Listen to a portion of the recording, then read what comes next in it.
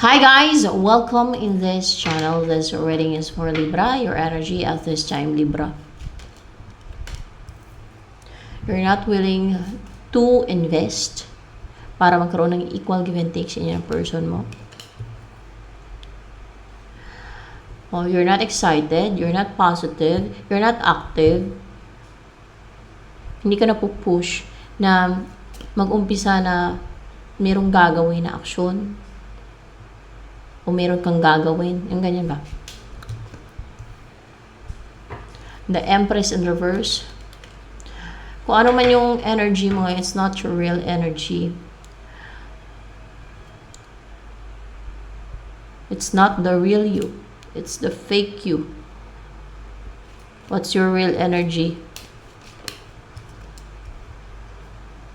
Yung hindi ka nakokontrol ng yung mga gusto mang-control sa'yo na evil. Any evil. Pwedeng evil na tao, evil na nilalang, hindi makita. Yan. You can't be manipulated. Meron kasing pumasok na illusion, deception, lies, manipulation sa isip mo eh. Kaya, yung nakikita sa'yo ng taong yun, it's not the real you. Fake yan. Dahil merong illusion, merong manipulation sa isip mong pumasok kasi. Deceit.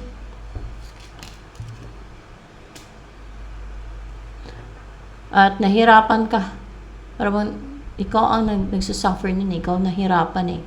Parang madilim, parang ano ba, na experience mo yung parang madilim ang buhay mo. Parang madilim, parang there's darkness. Kasi merong deceit eh, merong deceit to, merong yun na nga, sabi ko kanina. King of Wands.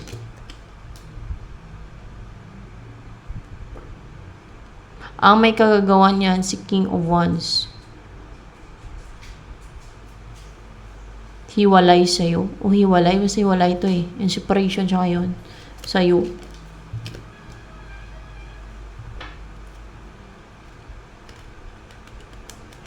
At hindi niya na kasi nire-restrict yung sarili niya. Hindi niya na pinipigilan yung sarili niya. Or hindi siya restricted.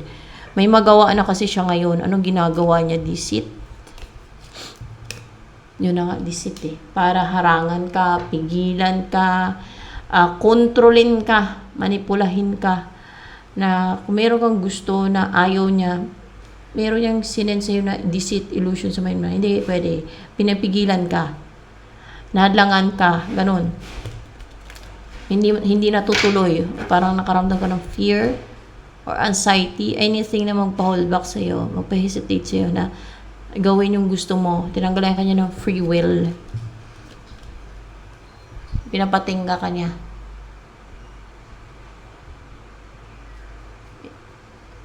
Wala kang kalayaan sa kanya. Gusto niya, kontrolado ka niya. King of Wands. Bakit nabaliw na yan sa'yo? Sa pag-ibig? Hindi naman. Bakit ginaganyan ni King of Wands? Hindi naman siya nabaliw, na-obsessed lang. Obsessed. Na-obsessed. Na-obsessed.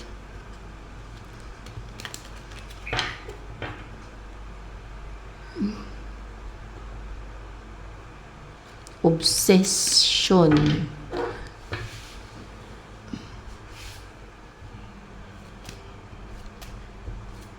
Yan yung mga taong na-obsessed eh. Gusto lang kontrolin yung mga tao. Parang, wala, nasa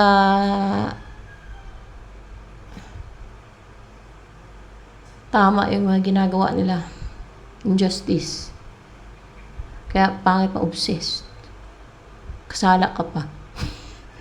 Tama yung ginagawa niya. Salanan yan. So, ano yung naisabihin sa'yo ng King of Wands? Malungkot daw siya kasi hindi kanya napangasawa. Ikaw lang inaantay nito na mag-offer sa kanya para maging happy na siya eh. So, hindi ka daw nagtitake ng action. Ano pang gusto nyo sabihin sa'yo ng King of Wands?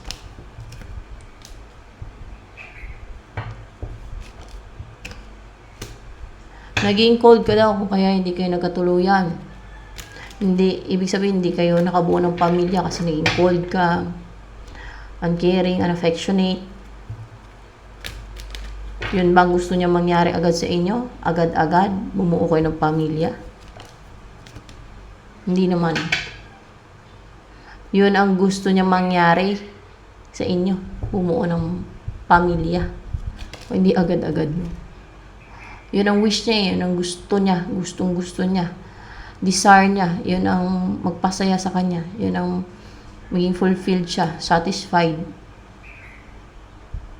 Pag bumuo kayo ng pamilya. Kahit hindi agad-agad. Kasi doon kanina, no? Bakit? Bakit gusto niyang bumuo ng family with you?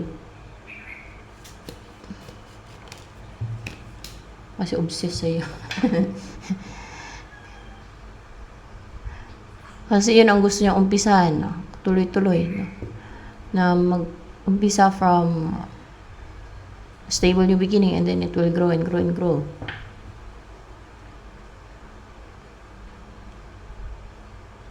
And ano ba yung nagustuhan niya sa'yo? Bakit ikaw ang gusto niyang mapangasawa?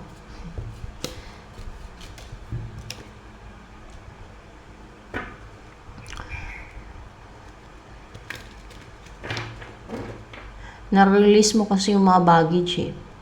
Mga karga, baggage, or maybe resentment. Marunong ka let go. Mag-release ng mga resentment. Any baggage. Anong klase ng baggage yan?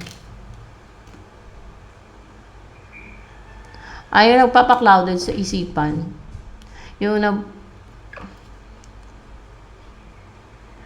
mga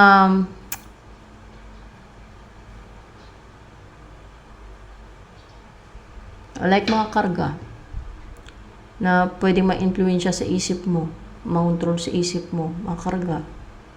Marunong ka na mag-release niyan. Parang siguro piniklensing mo yung sarili mo. Kaya tanggal mo yan, sarili mo.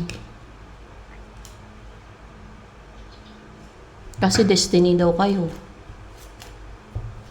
Yun ang paniniwala niya, destiny daw kayo. Na you are meant to be together. You are divinely guided to be together. Kasi in love siya sa'yo. Kasi mahal ka niya.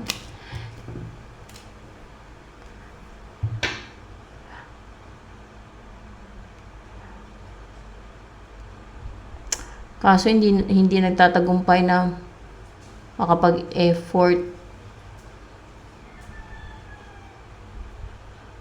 kayo sa isa't isa o sino man sa inyo. Gusto niyo ito mangyari sa inyo. Maging malapit at magaan ang loob ninyo sa isa't isa. Mamuhay kayo ng tahimik, peaceful, there's balance. You feel at home sa piling ng isa't isa. Nagmamahalan, na harmonious ang inyong samahan. Yan. You are spiritually connected. Ramdam niyo yung energy ng isa't isa.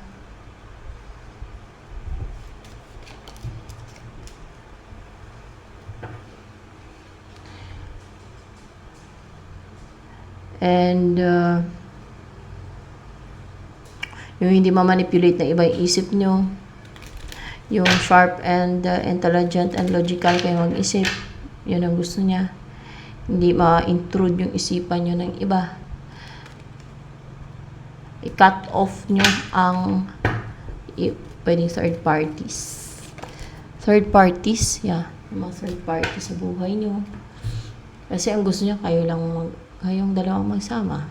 Kayo lang, walang third party. Yun ang lumalabas dyan, Gusto niya i-reject yung mga gumagawa ng magic, mga magician, na mga nagsisend ng spell, or love spell, or any spell. Ma-reject yung kanilang mga ginagawang manipulation sa inyo para makatulog na kayo ng mahimbing. Para panatag ng isipan nyo, makarecover kayo sa Ano. So, yung mga bang atake ba, na hindi na yan makarating sa inyo, hindi na masisent yan sa inyo. Yung mga nangi-spy, namumonitor sa inyo ba, may mga namumonitor, nangi-spy, yung against or kontra sa inyong union, sa gusto nyong mangyari na ma-unite kayo ba. Yung mga ganun daw, yun ang lumalabas dyan.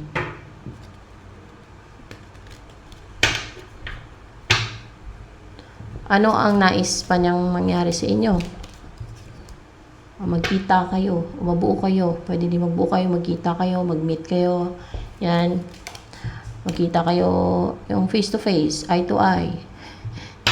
At wala nang puwang sa buhay nyo. Cut off nyo na yung mga third parties. Wala nang third parties. Gusto nyo kayo na magsama.